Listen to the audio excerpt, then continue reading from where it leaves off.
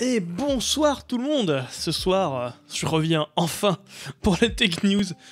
Je crois qu'hier, la semaine dernière, ça commence mal, hein. La semaine dernière, quand je suis revenu chez moi, jeudi soir, je me suis dit, je suis pas des grand chose à part... Du coup, c'est pour ça que j'ai pas fait de Tech News. J'ai dit que c'était mieux de faire... de rien faire, plutôt que de faire quelque chose avec trop de phrases incohérentes.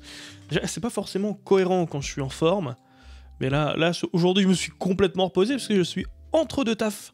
Hier, c'était ma dernière journée à mon ancien travail, que j'ai juste quitté ma boîte, pour recommencer jeudi prochain sur un nouvel emploi.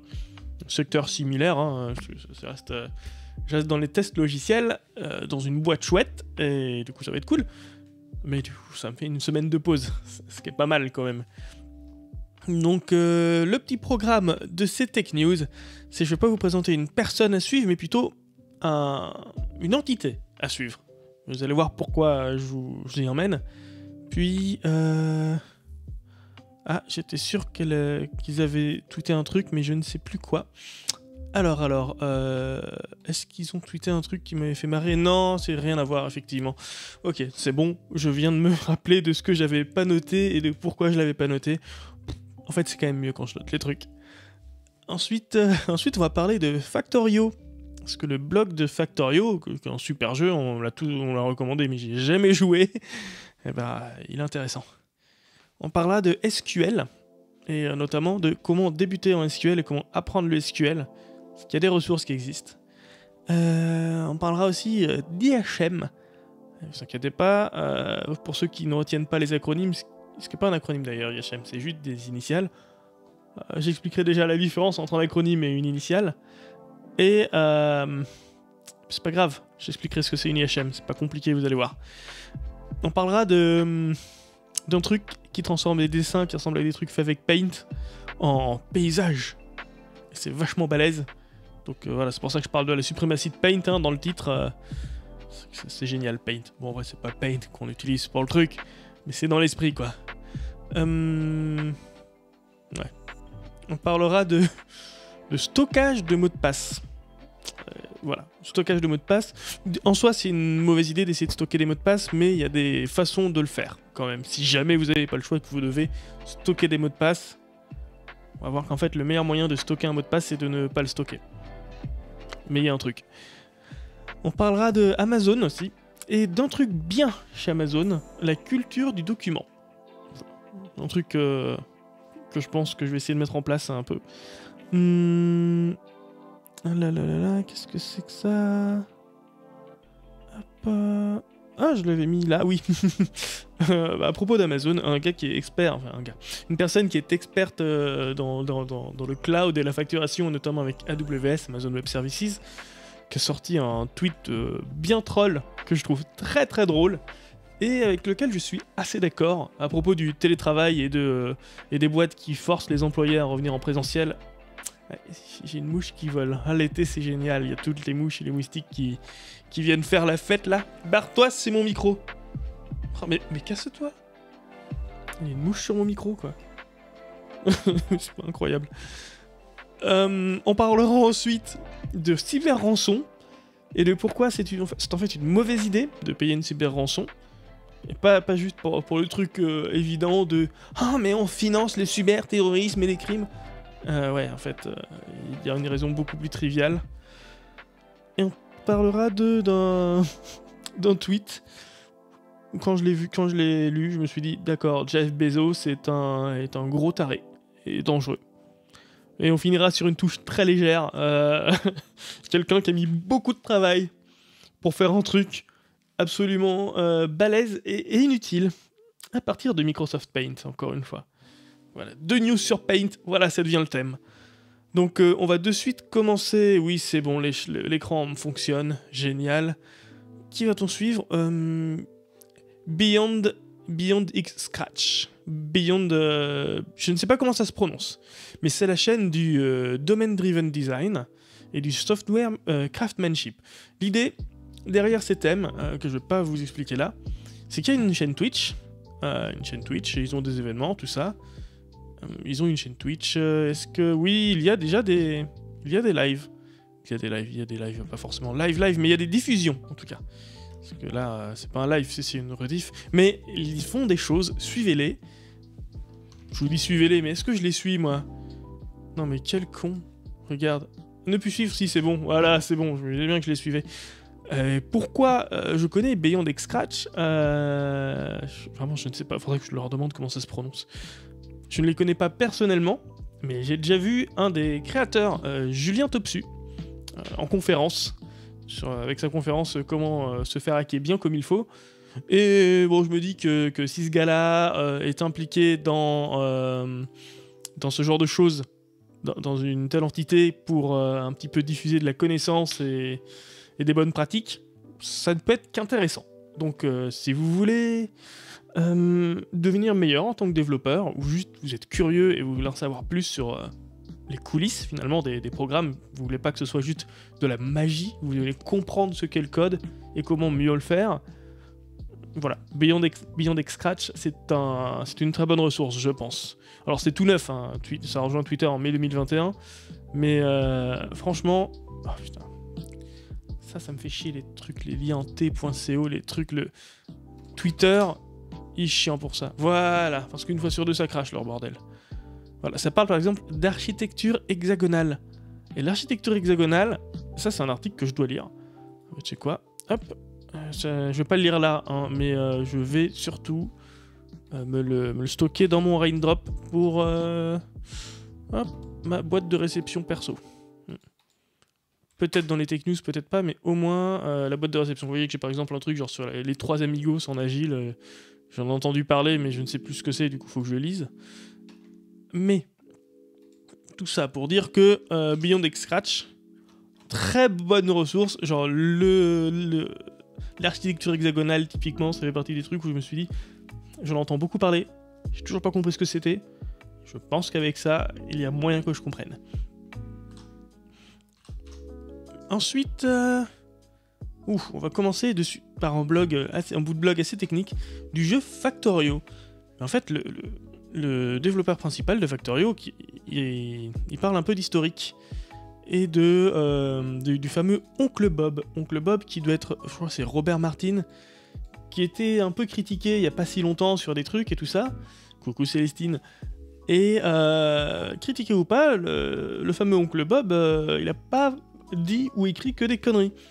Du coup, cette personne qui a quand même, donc Coverex, qui a quand même développé un jeu, puis finalement monté un business à partir de ça, quoi, j'ai envie de dire, là il a toute une équipe avec lui, il développe, ils sont plusieurs. Il s'intéresse à comment mieux développer. Et il est tombé sur la chaîne YouTube, enfin les conférences de Oncle Bob, avec les principes liés au développement et à la gestion de projet. Des choses vachement intéressantes. Et ce qu'il dit, c'est si tu as 8 TB devant toi, que tu cherches à occuper, regarde ces vidéos. C'est vachement intéressant. Mais du coup, ça parle de qualité de code, et surtout de choses très concrètes à propos de la qualité de code. Et ouais, il fait une métaphore, la métaphore qui a expliqué le truc pour lui, c'est celle de la fondation de la ruche, en fait, la fondation d'une ruche d'abeilles. Tu places une matrice qui est ta base et qui doit être ultra clean. Et à partir de là, ça grandit. Admettons que tu as un défaut sur ta base, parce que ça grandit parce que les abeilles construisent la ruche à partir de ça. Si tu as un défaut dessus, en fait, si ta ruche est parfaite, c'est bon, ça marche, mais si tu as un défaut dessus, ça va se propager, devenir un merdier.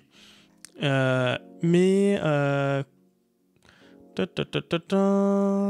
il le dit, c'est... blablabla... Ouais, voilà. Sa première fonction à cette fondation de ruche, c'est que les abeilles puissent s'en servir pour construire rapidement de nouveaux blocs. Et c'est juste naturel de suivre la structure optimisée qui est déjà présente. Et c'est exactement ce qui arrive avec le code, avec du code qui est bon et qui a un bon design, et un design qui est apte à grandir dès le départ. Mais de l'autre côté, s'il y a du code qui a été implémenté de manière un peu feignante dès le départ, ou qu'a jamais été, ou qu'on s'attendait jamais à ce que ce code grandisse et devienne complexe, bah du coup, ce qui va se passer, la plupart du temps, c'est que plutôt que de se dire ah bah attends, j'enlève ce que je fais là, je le fais proprement pour qu'il puisse grandir, etc. On va juste ajouter une autre petite merdouille dessus. Et ce bout de code là finira par devenir un empilement de petites merdouilles. Et voilà, en fait, imaginez aussi ça comme une maison, quoi. Une maison qui est faite pour être de plein pied, tu rajoutes un étage. Mais tu mets des fondations un peu à l'arrache, quoi. Tu mets des trucs, des poutres, voilà. Bon, c'est pas fou, mais ça marche. Puis en fait, après tu dis, mais en fait, je vais mettre en deuxième étage, puis en troisième, puis en quatrième. Et ben, en fait, non, t'aurais juste dû enlever la baraque et construire un vrai immeuble propre. À la fin, t'as un truc, ça ressemble à rien, c'est dégueulasse, et tu dis que ça va se casser la gueule à tout moment. Le code, c'est un peu ça, quoi. Mais du coup, plus la maison est haute, pareil, plus le code est vieux, il y a tout un tas d'empilements de trucs dessus, plus c'est compliqué. Plus ça prend du temps de tout détruire pour tout reconstruire. Voilà. Ben là, c'est un petit peu ça l'idée. Ce qui montre là-dessus, par exemple, il dit voici comment les lignes de code, l'évolution du nombre des lignes de code en fonction du temps. Ça a l'air d'être linéaire, tu vois, ça suit une droite. Sauf qu'en fait, le nombre de personnes sur le projet, c'est pas juste une. Genre de là à là, c'est une, puis ensuite c'est beaucoup plus. Genre là, ils sont 9 à peu près, et ils avancent globalement à la même vitesse. Bah, c'est lié à cette complexité, par exemple. Bon, alors, même si le nombre de lignes de code que t'ajoutes, c'est une métrique. C'est pas un indicateur, c'est juste une métrique, mais c'est intéressant pour illustrer le fait que c'est pas parce que t'as 9 personnes que tu produis 9 fois plus que si t'étais tout seul. Voilà, et là il explique en détail tout un tas de trucs qu'il a optimisés. En bref, la gération. Gérer les interactions avec l'interface graphique. En fait, avant il avait tout un tas de code. Genre il devait modifier, quand il devait me créer un bouton pour un endroit, il devait l'ajouter dans un endroit, un header de classe, ajouter aussi dans une définition d'objet, donc en gros retenir que c'est un deuxième endroit, ajouter un générateur de je sais pas trop quoi, donc en gros un troisième truc à modifier, puis un quatrième, puis un cinquième, et un sixième. En gros, t'avais 6 endroits où écrire du bordel pour juste ajouter un bouton. 6 endroits différents. Donc du coup, ça fait 6 endroits où tu peux te planter, de manière différente. Vas-y pour débugger ça ensuite. Donc il s'est dit, est-ce qu'on pourrait pas faire autrement, de faire en sorte que pour ajouter un bouton, il y ait juste un endroit où on dit j'ajoute un bouton à cet endroit là et voici comment il interagit avec le reste du code. C'est ce qu'il a fini par mettre en place et c'était du boulot, mais ça marche. Et là où il dit que c'est intéressant, enfin là où c'est très très intéressant, c'est qu'il dit on est une petite boîte, on n'a pas d'actionnaire ou je sais pas quoi, on n'a pas un planning de malade de prévu, du coup ce qui fait qu'on peut se dire on met en pause l'ajout de nouvelles fonctionnalités pendant le temps qu'il faut, juste pour pouvoir remettre notre code à plat, rendre tout propre, et faire en sorte que tout puisse réévoluer correctement. Et ça, c'est le plus gros défi dans les projets informatiques, obtenir ce temps-là. Parce que, admettons, tu développes le site internet d'une assurance. Bon, c'est une assurance sur laquelle tu veux que tes clients de ton assurance puissent effectuer des opérations sur le site internet afin qu'ils n'aient pas besoin d'appeler les conseillers à droite à gauche. En fait, soit t'ajoutes tout le temps de la fonctionnalité, mais en fait, au bout d'un moment, tu te dis, attends, faut qu'on se pose, faut qu'on réfléchisse, parce qu'on voit qu'il y a tel et tel problème au niveau de la performance du site, au niveau de la maintenance, donc faut qu'on se pose peut-être 6 mois, 1 an, on va pas ajouter de fonctionnalité, mais on va remettre tout au propre, quoi.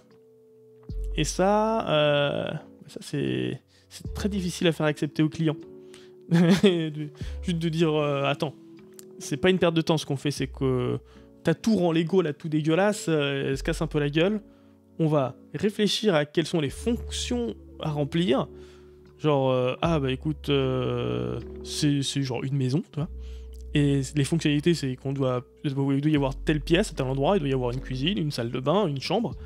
Ok, alors, on vire tous les murs, on vire tout, on reprend proprement, on refait des plans propres, cohérents, et on repart à zéro, et on y va tranquillou.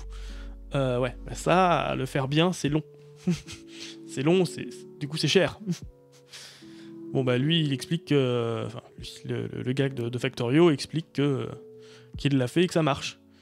Il explique aussi que y a plein de fonctions, de building là, tout ça, c'est tout un tas de comportements différents de building, avec à chaque fois une fonction légèrement différente, du code légèrement différent, mais copié, un truc chiant quoi. Plutôt que d'avoir un truc générique avec des réglages qui vont bien. Bah du coup ils se sont dit, bah, voilà, maintenant on met ça. Etc, etc. Il y a plein de trucs, il a implémenté ensuite des tests automatisés sur certaines choses, enfin des vérifications automatisées précisément. Alors ça vaut pas... Enfin, les vérifications automatisées telles qu'il les a fait là, c'est un outil très intéressant. Ça permet juste de vérifier par exemple que bah oui, si on clique sur le bouton, ça fait ce qu'on pense que le bouton doit faire. Voilà. Beaucoup de tests unitaires, etc, etc, etc. Et en fait, il va loin hein, dans ce truc-là. Il va dans du truc vraiment technique. Mais si vous voulez une histoire de comment on passe d'un code qui marchouille à un code qui marche vraiment, en faisant de la qualité, voilà, c'est l'histoire 366 du blog de Factorio, elle est faite pour vous, quoi. Et ça peut être un argumentaire pour dire, ben voilà, voici un exemple de success story à base de TDD, ou une preuve par l'exemple que, effectivement, s'arrêter de développer de nouvelles fonctionnalités pendant X temps pour refactoriser le truc, puis ensuite rajouter des fonctionnalités une fois que tout est remis au propre, ça vaut le coup. Ça, c'est un très bon exemple, c'est pour ça que je l'ai retenu, moi, cette histoire. On va parler cette fois d'un truc un poil plus débutant.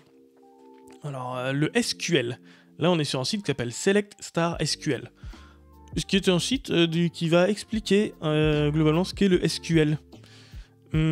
Si vous êtes bidouilleur en informatique ou développeur et que vous souhaitez en savoir plus sur le SQL, en gros, le truc qu'il y a dans les bases de données, en bref, bah, ça c'est une bonne ressource. C'est un truc interactif qui permet d'apprendre... c'est un truc interactif, gratuit bien sûr, etc. Tout ce qui va bien, qui permet d'apprendre le SQL. Je crois que SQL c'est machin query language, en gros langage de requêteur de base de données. On va faire simple. Et ben, il y a quoi? Il y a 1, 2, 3... Il y a 6 chapitres. 6 chapitres d'environ 30 minutes. Voilà. Vous voulez en savoir plus là-dessus? Allez-y. Parce que... Bah, bref, si jamais vous faites du développement, ça va toujours vous servir, même si vous travaillez dans l'informatique de près ou de loin, même de loin, ça va vous servir. Donc allez-y, foncez. C'est rapide, hein, la Tech News. J'avais dit la dernière fois que je changeais de format, que je faisais des dossiers, tout ça, j'ai pas eu le temps. Je vais vous présenter un petit outil rigolo aussi, surtout utile pour les devs Python. Et bah, tout est marqué là. C'est transformer presque n'importe quelle application en Python, application en Python en ligne de commande, en truc avec une interface graphique. Admettons, là, tu as codé ton truc en mp3 encodeur.py, en gros, tu as un script encodeur mp3.py que tu as développé maison, ou pas forcément maison, hein, ça peut même être un script que tu as récupéré ailleurs, qui te permet de faire des choses, mais c'est en ligne de commande, c'est-à-dire que tu dois taper à la main la ligne de commande et faire des trucs, et bon, c'est old school. Et tu te dis, ouais, c'est cool, mais enfin, moi, je sais l'utiliser, mais si je veux l'envoyer à mes potes et qu'ils sont à fois faire de la ligne de commande, ça va les emmerder, parce qu'ils vont devoir me demander plein de trucs, et ça va m'emmerder aussi ensuite. Tu te dis, ce serait pas mal d'avoir une interface graphique. Ben voilà, tu transformes ce bidule en ligne de commande en, waouh, un programme avec une fenêtre et tout un tas de choses, voilà, une application avec une interface utilisateur graphique. Un truc où tu cliques, quoi. Un truc où tu peux cliquer. Et ça, bah, le fait que ce soit automatisé, entre guillemets, puisque c'est un outil pour le faire sans que tu aies à le coder toi-même, sans que tu aies à tout faire toi-même, bah, c'est vachement bien. Tout simplement parce que c'est pas simple à faire une interface graphique fonctionnelle et robuste. Donc si un truc qui le fait à ma place, moi je suis preneur. Bon bref, c'est con, je fais pas de Python, mais Python... si c'est assez populaire auprès de la plupart des devs que je connais, c'est pas pour rien. C'est vachement bien comme langage. Donc si vous voulez vous intéresser à l'informatique, Python est un très bon point de départ. Voilà. Bon, typiquement, moi, le langage de scripting que je préfère, c'est Ruby, c'est parce que je commence à un peu le connaître. Mais il n'y a pas d'histoire de Ruby versus Python, c'est juste deux trucs différents. Calmons-nous. Mais j'ai cherché, je me suis dit, est-ce que ça existe ça pour du Ruby ? Non. Dommage. Donc j'en suis encore à la ligne de commande. Donc voilà, je vais retourner pleurer dans mon coin tout seul. Ou alors je pourrais, si vraiment j'avais que ça foutre et vraiment beaucoup plus de talent que ce que j'ai, me dire « Eh, si je faisais pareil en Ruby que ce qu'ils ont fait là ?» mais en fait non. Voilà, on peut pas tout faire à la fois. Bref, retenez ça, si vous faites du Python et que vous voulez transformer vos trucs en ligne de commande un peu austère en truc avec une interface graphique, GUI, c'est fait pour vous. Oh, ah oui, là, Nvidia a sorti Canvas. Canvas, un truc encore qui exploite les cœurs RTX, hein, genre de machine learning, IA, etc. pour faire à partir de Paint. À partir de Paint, tu fais un truc de paysage réaliste. Mais on va plutôt faire une démo. Regardez, moi j'ai la démo, waouh! Regardez comme c'est trop classe. Donc là on lui dit, écoute, on a du ciel. Ouais, très bien. Qu'est-ce qu'on va commencer par rajouter? Si on rajoutait des collines. Hop, on va rajouter des collines ici. Tiens, on va peindre ici. Voilà. Ah, ok. Premièrement, on a de la colline. Ça, c'est quoi? C'est du sable. On va rajouter la mer. Oh, ouais, la mer, c'est bien, la mer. La mer, c'est bien. Mais attends, on va essayer de le faire avec...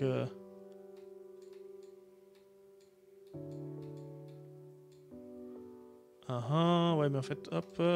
j'essaie de voir comment générer ça. Ah, voilà. Là, maintenant, on a une colline en bord de mer. Eh, c'est pas mal ce qu'il a fait, en vrai. Est-ce qu'on peut mettre de l'herbe? On va essayer de foutre de la forêt dessus. De la forêt par-dessus. Oh, il y a de la montagne. Oh, on va faire de la montagne. C'est pas mal de la montagne. J'aime bien quand il y a de la montagne. La main, ça fait quoi, la main? Ah, on s'en fout.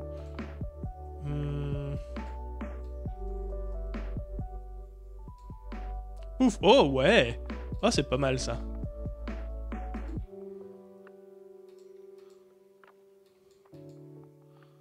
Eh, c'est pas mal. Eh, c'est pas mal. On a un truc. On commence à voir quelque chose.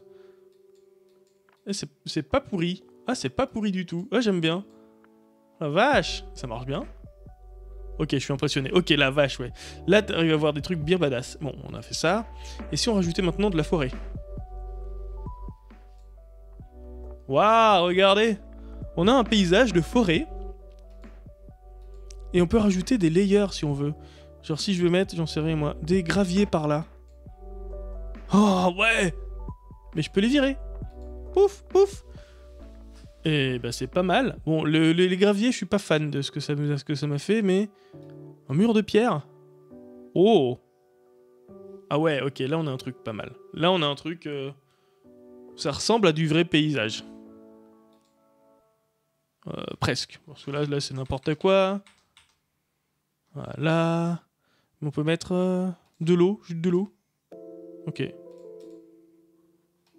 Bon, vous remarquez que ça devient flou. Ça, c'est un peu le côté IA, ça peut vite devenir flou avec. On avait quoi? De la colline ici? Voilà. Et là, on se dit, ok, on a ça, c'est pas mal. Regardez-moi ça, c'est vraiment pas mal. Et on peut changer... Wow, le style.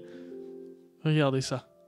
Ça fait franchement des bouts de paysage vachement réalistes en fait. Si on me dit pas que c'est une IA qui l'a généré, je le devine pas forcément personnellement. Voilà. Bon, il y a des trucs c'est un peu flou bizarre, hein, mais ça marche. Qu'est-ce qu'on peut faire? On va faire un nouveau layer de... On va faire du sable. Déjà on va commencer par beaucoup de sable. Ouais, attends. Oui, sable. Ah bah oui, forcément, je suis pas sur le bon calque.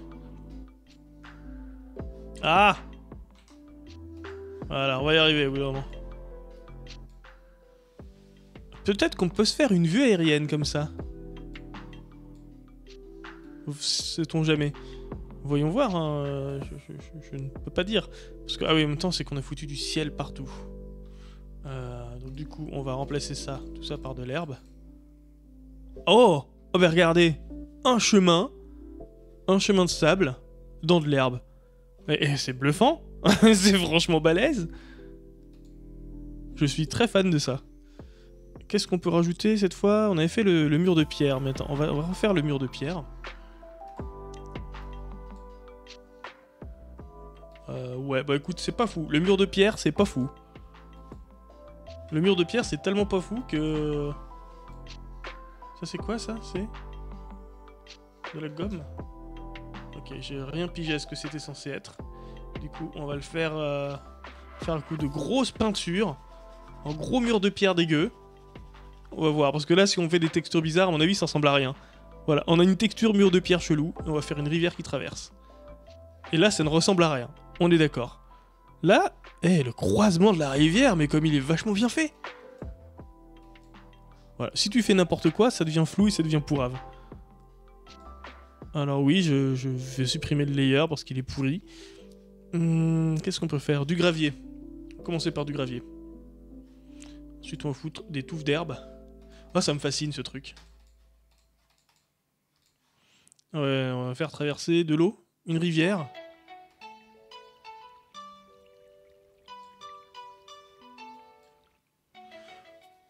Non mais regardez-moi ça, comme c'est réaliste le rendu quoi. C'est génial. Après, qu'est-ce qu'on peut en faire? Je ne sais pas. Image view, c'est quoi ça? Map. Et voilà, après t'as la map, l'image. Et ça c'est quoi ça? C'est quitter. Ok, qu'est-ce que si on la sauvegarde? Ça c'est quitté, c'est exporté, ça me le fait en PSD ou en PNG? Ouais, bon d'accord. Ouais, bon bref, on s'en fout là, c'est plus pour la démo. Tiens, si je rajoute ça là.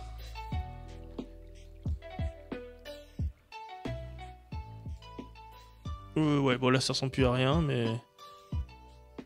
Ouais, là ça ressemble plus à rien. Mais si tu fais des trucs qui n'ont aucun sens en termes de map, c'est logique. On peut rajouter du sable, allez, ça c'est quoi? C'est du sable? C'est du sable.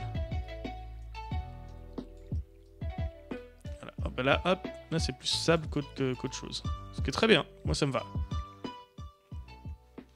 Ouais, c'est foiré, mais c'est pas grave. Donc on va enlever le sable, on fout de la neige à la place.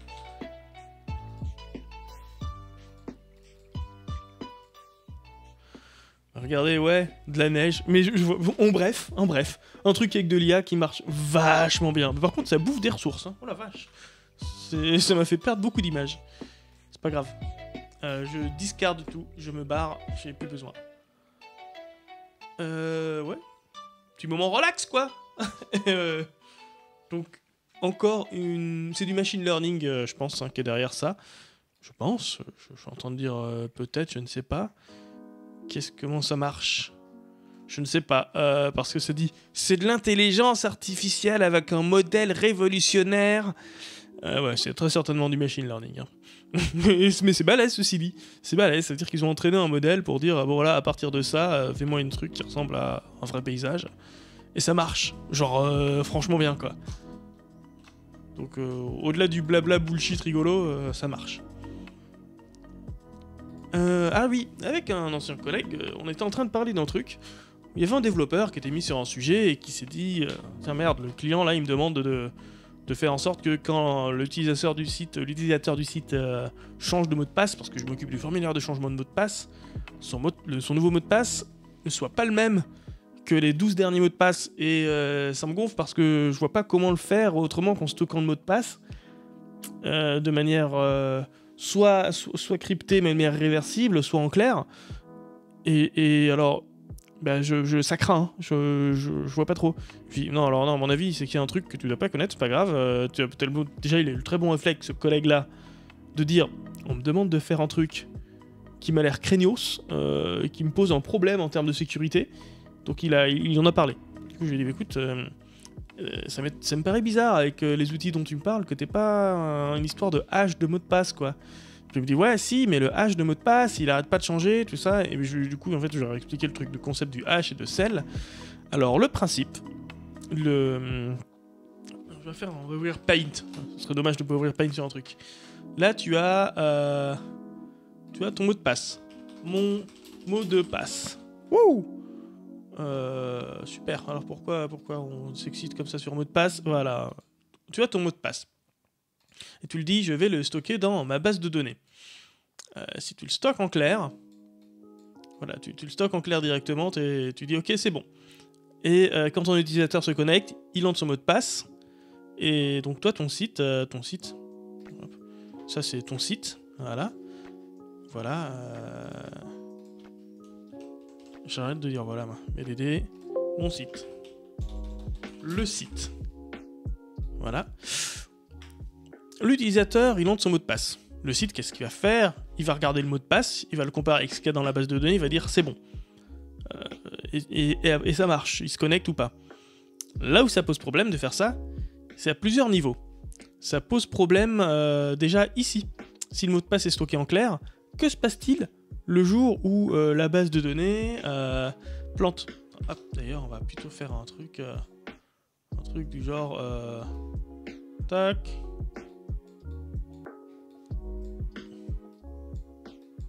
Voilà, les flux d'informations, c'est mieux si on les dessine en entier. Alors, bref, l'utilisateur envoie son mot de passe au site. Le site compare ce mot de passe avec ce qu'il y a dans la base de données et dit si oui ou non l'accès est autorisé. Ça pose des problèmes à plusieurs endroits. Le premier gros problème, enfin un gros problème, il n'y a pas de premier, ils sont juste tous énormes, c'est là, la base de données. Si quelqu'un arrive à accéder à cette base de données, ou si quelqu'un de malicieux dans ta boîte balance la base de données sur le net, avec tous les mots de passe en clair dedans, ça craint. Ça veut dire que la sécurité de ton site vaut plus rien, quoi, parce que c'est bon, les mots de passe ils sont dans la nature, n'importe qui. Voilà. Soit l'utilisateur est chanceux et se rend compte, et est informé en premier et se dit je vais me connecter au site et modifier mon mot de passe et c'est bon, l'information qui est disponible dans la nature est obsolète, mais bon, faut pas trop compter sur ça. Soit tout simplement les pirates vont se dire oh, j'ai une liste avec des noms d'utilisateurs et des mots de passe, cool, je vais pouvoir en faire ce que je veux. Première chose, ça. La deuxième chose, c'est bon, ça compromet déjà ton site. Donc admettons, tu as un site de paiement, d'e-commerce, etc. Voilà, donc fuite d'informations personnelles, c'est mauvais. Et si tu as d'autres données liées au compte utilisateur, ça crée encore plus. Mais bref, première chose. Le deuxième truc, c'est que souvent les gens utilisent les mêmes mots de passe un peu partout. Donc là, tu as une base avec des vrais mots de passe que les gens réutilisent ailleurs. Et potentiellement, tu as aussi l'email de la personne. Et donc tu vas te dire hey, Micheline@gmail.com, je vois que sur ce site-là, elle a ce mot de passe-là. Peut-être que c'est aussi son mot de passe pour accéder à Gmail. Et du coup, on va pirater tout. C'est pas bien. Mais admettons, la personne n'a pas accès à ça. Là, le fait que le mot de passe soit transmis en clair, c'est pas fou non plus. Hein. C'est vraiment pas fou. Donc là... Enfin, c'est pas là que je veux dire. Le truc que là, c'est soit transmis en clair, c'est pas fou non plus, en fait. Mais donc c'est de la merde. Donc on fait pas comme ça, en fait. On fait pas comme ça. Généralement, tu peux te dire que ici, tu vas mettre quelque chose. Quoi exactement? Bonne question. Mais ici, tu vas transformer le mot de passe.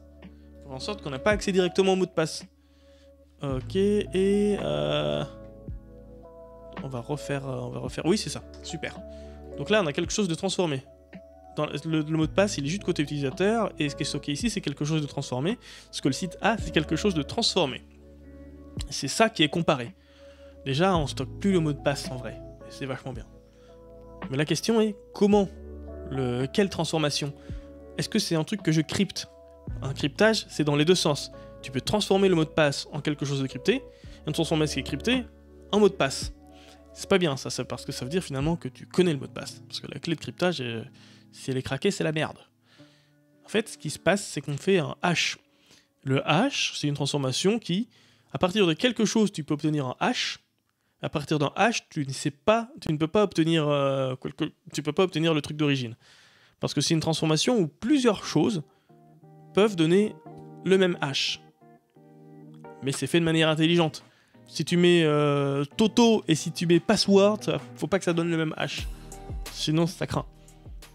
Mais ça, c'est le truc. Et il y a tout un tas de choses liées à ça. Bon, t'as une transformation qui est en sens unique. En théorie, en fait. Parce qu'en pratique, tu peux faire ce qu'on appelle des rainbow tables. Table arc-en-ciel, où tu te dis ah, je connais l'algorithme de hash qui est utilisé. Le site, là, il utilise juste un algorithme de hash. Bah écoute, je vais précalculer plein de trucs à l'avance. Genre tout un dictionnaire de mots de passe que j'avais récupéré lors d'une précédente fuite. Et voir si... Bah du coup, j'aurai toute une table de hash. Et je sais que pour telle donnée, j'aurai tel hash. Ensuite, si j'arrive à récupérer la base de données avec que des hash dedans, je me dis, est-ce que j'ai un hash que je connais là-dedans? Ah oui, j'ai ce hash là, il correspond à ce mot de passe, puisque j'avais déjà fait le précalcul. C'est bon. Bah du coup, ça sert à rien de faire du hash. Pour éviter ça, on utilise ce qu'on appelle du sel. On fait pas juste un hash du mot de passe. on transforme le mot de passe plus un sel pour épicer le truc, littéralement, hein, pour faire en sorte que à partir du hash, on ne puisse pas trouver le mot de passe. Alors, il y a des façons de mettre ça en place. Et bon, voilà, on va s'arrêter là dans l'explication technique.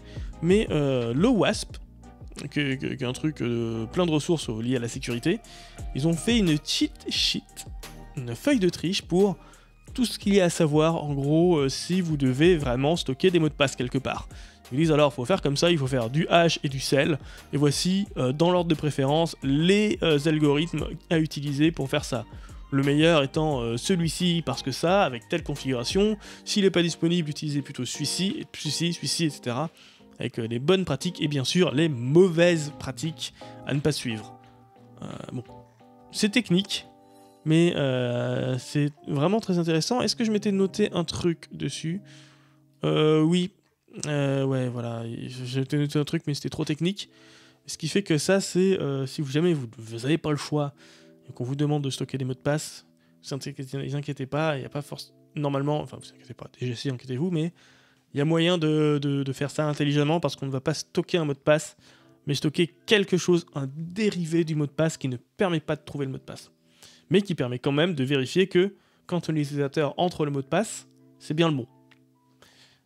Il y a tout un tas de subtilités derrière et elles sont là. Le vrai truc, c'est si jamais on vous demande de...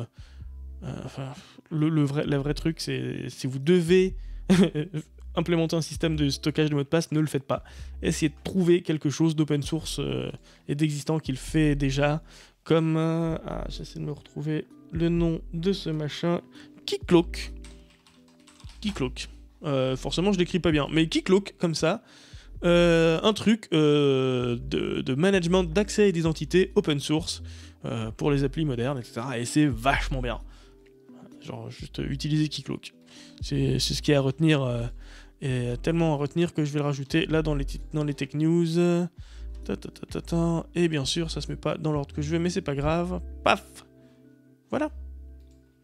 Donc, ne cherchez pas. Si vraiment vous pigez rien à ça et que vous n'avez personne pour vous accompagner sur de la sécurité, si dans votre service il y a juste des développeurs, et qu'il n'y a pas d'experts en sécurité, déjà faites-vous aider, quoi qu'il arrive, par un expert en sécurité, sinon vous allez pleurer. Et voilà, parce que la sécurité, c'est pas une option, hein, parce que les attaques, il y en a tout le temps. Et non, ne gérez pas vous-même le mot de passe, etc. Utilisez Keycloak. Par exemple. Ça marche bien, Keycloak. Ah oui, un truc très intéressant, plus lié à la gestion de projet, et spécifiquement à la gestion de réunion. C'est tout un article qui parle de la culture du document chez Amazon. La plupart du temps, quand je vous parle d'Amazon, c'est plutôt pour les pratiques humaines atroces qu'il y a là-bas. Mais là, il y a quelque chose de très intéressant, la culture du document. Et en bref, je vous la fais très courte, mais la personne dit que, en fait, il n'y a pas de réunion sans document. En fait, ça va un peu dans des extrêmes, etc. Mais si on n'en prend que l'essentiel, en fait, on peut résumer avec ce tweet. Les réunions qui commencent avec la lecture silencieuse d'un document, c'est en fait la meilleure idée de tous les temps. Et je ne comprends pas pourquoi c'est pas une pratique commune et courante dans toute l'industrie. En fait, est-ce que vous avez déjà eu des réunions où vous avez envoyé un document, genre « Hey, j'ai préanalysé tel dossier » ou « J'ai fait tel truc », et on fait la réunion pour en discuter, et là, à la réunion, vous vous rendez compte que personne n'a lu votre document, à part par vous, et probablement notre Pékin, si vous avez de la chance. Et en fait, c'est une question de temps. Si les personnes n'arrivent pas à se trouver du temps avant la réunion pour lire les documents, et bien en fait... soit tu les tannes pour qu'ils aient les documents avant, mais ça changera rien, soit tu proposes un truc, à savoir, et si on faisait des réunions où, le début, genre les 20 premières minutes, ou plus ou moins selon la taille du document, privilégier les documents pas énormes quand même, hein, et si les premières minutes du document n'étaient pas dédiées à la lecture de ce document. Tu le lis, tu prends des notes, c'est frais dans ta tête, et ensuite, paf, c'est la réunion, et on parle du document. Et ben ça, c'est une super idée, et franchement, je vais la piquer, cette idée, tout simplement. Bon, en fait, dans un ordre d'idée assez similaire, là, moi avant, je disais souvent que une réunion, s'il n'y avait pas de compte-rendu, c'était d'une utilité limitée, enfin compte rendu sous une forme ou une autre, quoi. C'était d'une utilité limitée parce que bah, ça finissait par se perdre. Mais là, en fait, le compte rendu, il est un peu fait avant. C'est bon, là, voici le document et c'est l'objet de la réunion. Et finalement, puisque le document vit avec cette réunion, la version du document qui découlera de cette réunion sera le compte rendu. En fait, c'est le produit de la réunion. Et ça va marcher. Et bref, c'est vachement bien.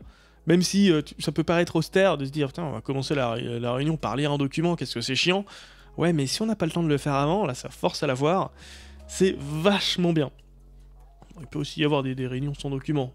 Genre, admettons, vous faites de l'agilité, vous faites du scrum, vous n'allez pas forcément commencer votre daily par un document. Mais l'idée, faut toujours contextualiser les choses, mais voilà. Vous avez une réunion pour parler des spécifications de tel projet, bah, pourquoi pas commencer la réunion par la lecture des specs.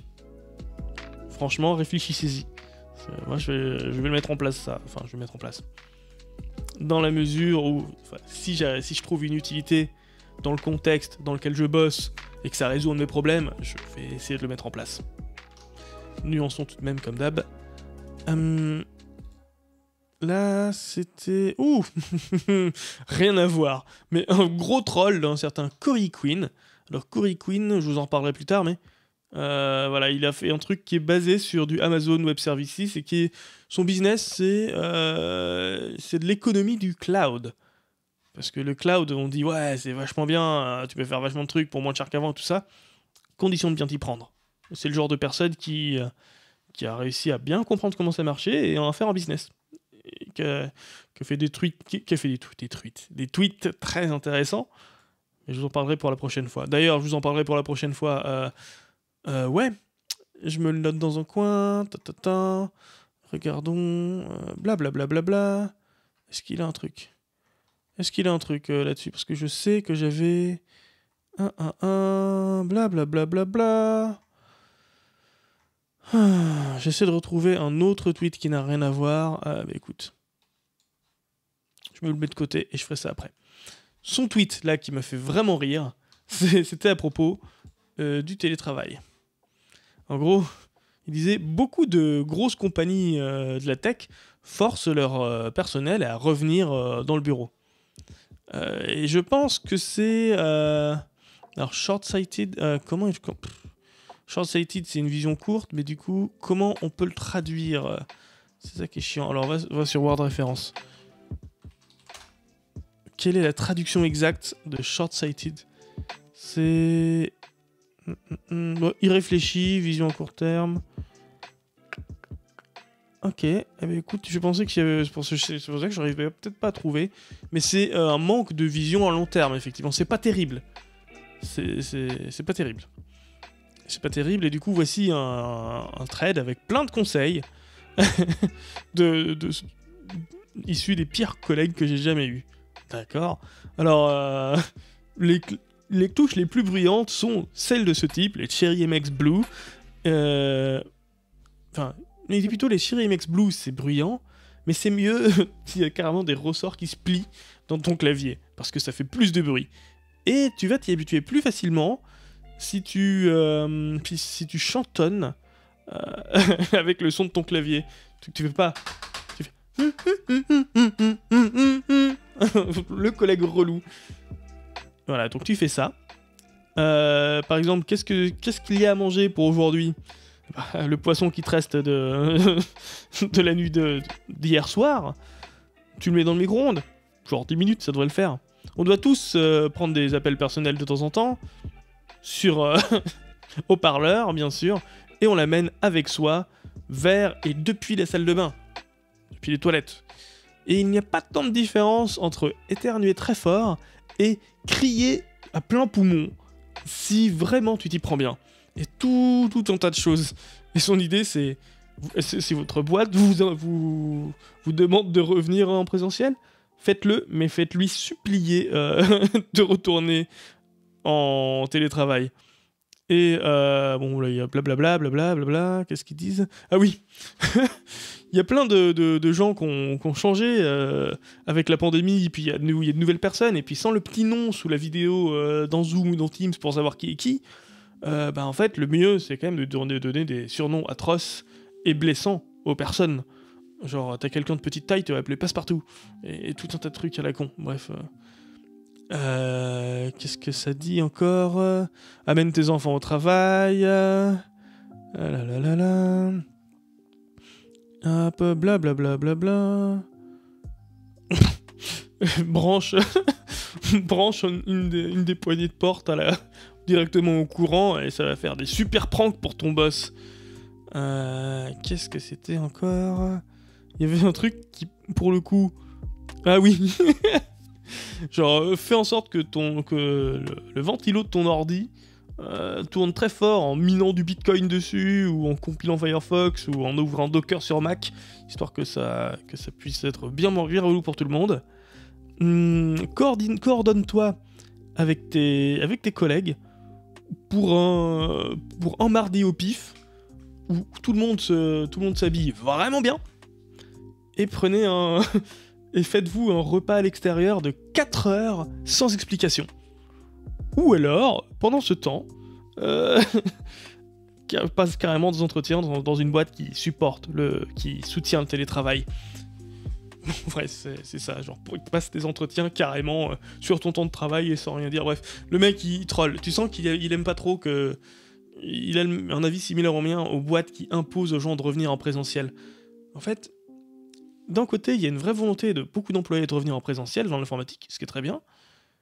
Et de l'autre, t'as des boîtes qui, plutôt que d'essayer de faire ça, et que ça vienne de manière organique, le retour, etc., et que ça vienne dans la mesure où c'est ceux qui en ont envie qui reviennent, il y en a qui se disent, bon écoute, on laisse faire dans la douceur, et ça c'est très bien. Genre ma nouvelle boîte, ils ont l'air de penser surtout au business, et genre pour le télétravail, ils m'ont dit, je pense que ça s'organisera comme ci, comme ça, mais en fait tu fais comme tu veux tant que le boulot est fait. Point, c'est très simple. Autant j'ai d'autres boîtes où j'ai vu des trucs incroyables. Des trucs où ils mettent en place une organisation ultra rigide et débile. Et quand je leur dis, vous êtes sûrs de votre coup les gars, parce que très honnêtement, moi à la place d'un de vos employés, j'irais commencer à chercher du taf ailleurs, parce que si on me faisait le coup à moi, je serais pas content. Et ils m'ont dit, non mais les employés ils vont pas faire ça, les employés ils ont signé la charte télétravail, ils ont signé un contrat. Mais non, c'est pas un contrat qui te marie à la boîte jusqu'à l'éternité en fait. C'est un contrat. Et si les termes de contrat ne te plaisent plus, surtout dans le monde de l'informatique, tu es tout à fait libre d'aller voir ailleurs. Et je rappelle que le monde de l'informatique, il y a plus de taf que de personnes pour le faire. Ce qui fait que changer de boîte, c'est pas assez compliqué. Hein, c'est pas assez compliqué. Et que les boîtes qui font ça, qui se disent « Ouais, alors on va faire de la gestion du changement par du haut vers le bas en imposant des choses », elles se tirent une balle dans le pied parce qu'elles vont perdre... je ne veux pas dire qu'elles vont perdre leurs meilleurs éléments, mais on va perdre des gens. Et ça va au minimum plomber l'ambiance de la boîte, et au minimum les faire chier, parce que c'est relou de perdre des gens dans la boîte. C'est toujours relou. Et voilà. Et à ceux qui comprennent pas, moi je pète des câbles quand je vois des gens qui ne comprennent pas ça, des boîtes qui ne comprennent pas ça. Et je pense que Corey Quinn, il pète des câbles aussi pour faire ce genre de tweet. Et voilà. C'est du bon troll qui m'a beaucoup fait rire, mais qui est malheureusement un peu nécessaire. Oh là là, oui. Un chiffre très rigolo sur VentureBeat, c'est qui vaut quoi, mais cyber-rançon. 80% des organisations qui ont payé la rançon ont été à nouveau frappées. En fait, ça se tient. Parce que ça veut dire que t'es un bon client. Parce que ce qui se passe, tu te prends une attaque tu prends une cyberattaque de type ah tiens, on a crypté tous tes disques durs pour recevoir la clé de cryptage, balance-nous du Bitcoin. À partir du moment où tu payes, le pirate il sait que eux s'ils les attaquent ils payent. Bah écoute, je vais attendre un peu. Et bam, je les recogne, et paf, j'ai de la monnaie, c'est bon. Alors que ceux qui paient pas, à quoi ça sert de les attaquer? C'est de l'effort pour rien, quoi, ça sert à rien. Je les ai attaqués, ils ont pas payé, je vais dépenser mon énergie ailleurs. Alors ça donne pas de stats sur ceux qui n'ont pas payé. Mais ça veut juste dire que payer, ça ne sert à rien. Parce que tu vas te refaire attaquer et juste redépenser des thunes. C'est de la merde. Voilà. Et j'avais lu un truc qui disait que le facteur le facteur qui rend la plupart des attaques de cyber... ce qu'ils appellent la cyber-rançon, les ransomware, quoi, du coup. où tu cryptes toutes les données d'une personne et tu lui dis, enfin, ou d'une entreprise, et tu dis payez-moi et je vous décrypte ça, le facteur qui vraiment permet à ces attaques-là d'exister, en fait, c'est les crypto-monnaies. Parce que c'est super... Enfin, c'est un... Avec, admettons, t'as pas de crypto-monnaie, tu fais comment? Tu paies par chèque? C'est traçable, tu sais qui est le criminel. Par virement? Pareil. Par liquide? C'est pareil, il y a moyen parce qu'il faut physiquement récupérer le truc, tu te fais gauler. Par le bitcoin, tu peux t'en sortir. Par bitcoin ou autre crypto-monnaie. Hein. Parce que même si tu fais du bitcoin, tu peux passer ensuite par une crypto-monnaie intermédiaire qui, elle, sera... genre le Monero, par exemple, qui sera, elle, vraiment intraçable. Et bref, il y a tout un tas de choses. Et malheureusement, l'effet pervers de la la crypto-monnaie, c'est de donner un pouvoir assez fou aux cybercriminels. Ce qui est moche quand on se dit que c'était pas le but au départ des crypto-monnaies. Il y avait un autre idéal derrière. Mais l'idéal derrière les crypto-monnaies, pour moi, il est mort et enterré depuis quelques années déjà. Parce qu'à partir du moment où c'est devenu un truc ultra spéculatif comme ça, tout l'aspect philosophique de « Mais regardez, on fait une monnaie, mais qui n'est pas centralisée, pas contrôlée par les banques. Ça y est, le pouvoir au peuple !» Non, non, non, calmons-nous, là c'est juste de la spéculation. La spéculation pour la spéculation. J'aime pas ce concept. Et ça permet en plus aux cybercriminels de se faire payer beaucoup plus facilement qu'avant. Donc, c'est deux trucs qui font que je suis vraiment pas fan et que... C'est pour ça que... Enfin, pour ça que je touche pas aux cybermonnaies en vrai. Non, tu investis dedans, tu fais jouer avec, mais non, si j'y touche pas, c'est parce que ça me pose un problème philosophique. Ce qui est con parce que la technologie de la blockchain qui est derrière, il y a des choses intéressantes à faire avec. Quoi exactement, je sais pas, je suis pas un expert, mais il y a des gens qui font des choses intéressantes derrière. Karen Wise sur Twitter qui a dit... Ah oui, oh la vache. Oui. C'était quoi? Je cherche. C'est quoi le truc? Est-ce que j'avais dit voilà? Oui, oui, j'y suis. Pourquoi Amazon pense avoir tout intérêt à faire en sorte que les employés ne restent pas longtemps? Parce que, je l'ai marqué tel quel, Bezos, ce taré, Jeff Bezos, le big boss d'Amazon, pense que fidéliser les employés sur le long terme engendre une marche vers la médiocrité. Du coup, la politique RH nulle et chier d'Amazon est volontaire. Et à quel moment t'as pété une durite au point de se dire ouais, les employés qui sont là sur le long terme, ça favorise forcément la médiocrité, donc je vais favoriser le turnover. Mais... le mec, il est pas en 2021, il est en 3021, c'est pas possible quoi, il a pété... Il est dans une autre réalité ce mec là en fait. Plutôt que de se dire... mais en fait, c'est bien quand les choses sont stables, tout le monde est heureux dans ma boîte, tout se passe bien. Et dire, non, je pense business, rentabilité pure et dure. Les gens ne devraient pas travailler pour vivre, mais vivre pour travailler. Moi, la valeur, c'est la valeur travail. C'est le... Non, écoute, qu'est-ce qui est le plus important? Est-ce que c'est ta boîte et sa rentabilité, ou ta boîte en tant que l'ensemble des gens qui la constituent? Parce qu'une boîte, ça peut être ça peut être une entité corporate déshumanisée, dont le pur but est la rentabilité, l'argent pour l'argent, ou ça peut être un ensemble de personnes, la boîte, qui a pour but que cet ensemble de personnes aille bien. Et là, on part sur un truc qui est beaucoup plus intéressant comme concept. Voilà, parce qu'on n'a pas le choix dans la vie, il faut qu'on bosse. Le système est tel que. Il n'y a pas de système magique où on a des robots qui font tout à notre place, c'est pas la science-fiction, non. Il faut faire des choses. Mais si on s'y prend intelligemment, je continue de dire que si je travaille, c'est parce que je n'ai pas le choix, parce qu'il faut que je mange. Mais j'ai quand même trouvé le moyen de choisir un boulot qui me plaît. Et ça ne devrait pas être l'exception, en fait. Ça devrait être l'immense majorité. L'exception devrait être j'ai un boulot qui me plaît pas.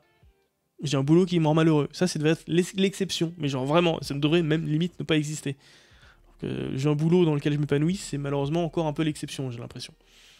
Et à cause de gros tarés comme Jeff Bezos, putain, non. Mais ce mec-là, faut qu'il arrête en fait. Faut vraiment qu'il arrête. Parce que ça fait des dégâts ce qu'il fait là.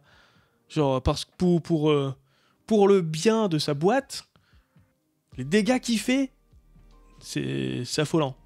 C'est criminel en fait, c'est ça. C'est criminellement con. Et je pense que, franchement, il devrait y avoir un truc pour empêcher ça. Genre, des lois, le code du travail, qu'on devrait peut-être renforcer plutôt que de défoncer. Mais ce n'est que mon avis. Et on va partir sur un truc plus léger, calmons-nous.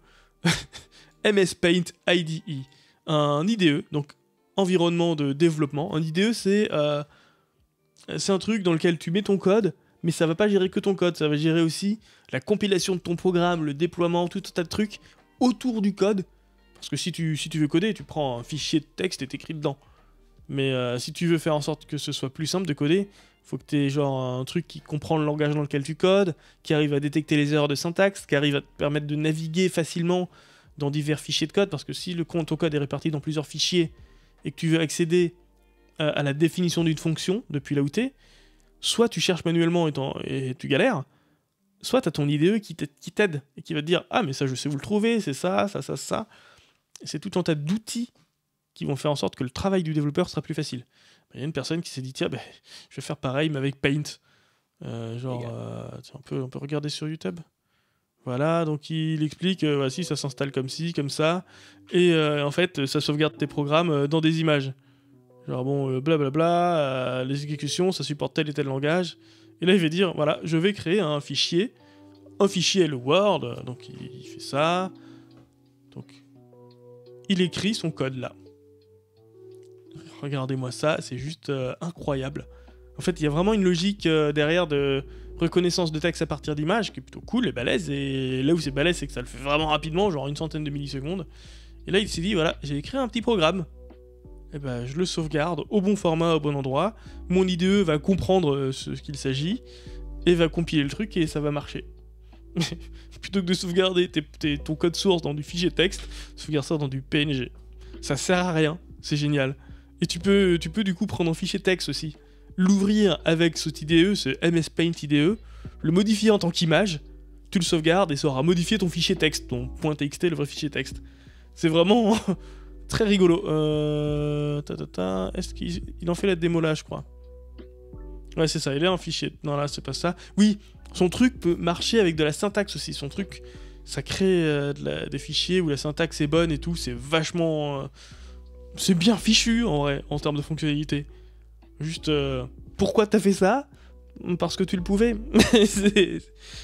C'est ça.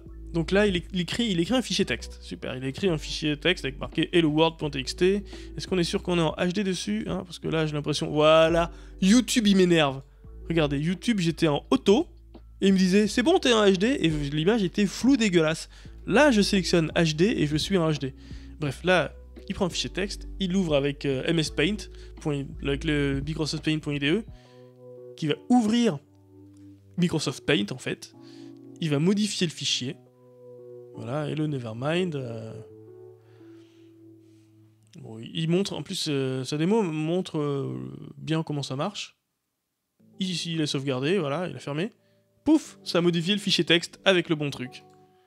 Ça sert à rien. C'est juste possible. Il l'a pas fait pour répondre à un besoin, il l'a fait parce qu'il le pouvait. Et il en a la version 3, quoi, la vache. C'est génial. Moi, j'adore voir ce genre de projet. Coder des trucs inutiles, en fait, c'est de l'art. C'est vraiment de l'art. C'est de l'art avec Paint, sans être exactement... C'est pas de l'art avec Paint, mais c'est de l'art avec Paint. Vous comprenez, voilà. Tu te sers pas de Paint, tu te sers de Paint. Bref, sur ce...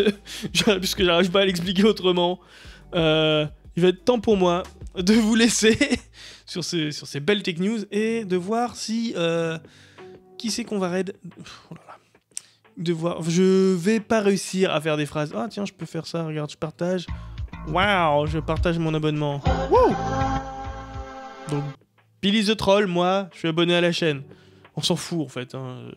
D'ailleurs, très sérieusement, l'abonnement n'est pas obligatoire. Vous pouvez regarder ce contenu gratuitement? Bah, c'est très bien. J'aime quand les choses sont gratos. Et on va raid quoi? On va raid qui, plutôt? On va raid Cassidou. Cassidy Williams, comme d'hab. C'est cool. Voilà, pour vous toujours, vous parlez anglais, vous voulez en apprendre plus sur la tech de manière générale, continuez de suivre Cassidy Williams. Et sur ces belles paroles, moi je vous dis... Comment je vous le dis? Bon, allez, soyez heureux. C'est ce qui compte en vrai. Ciao ciao, merci encore à tout le monde.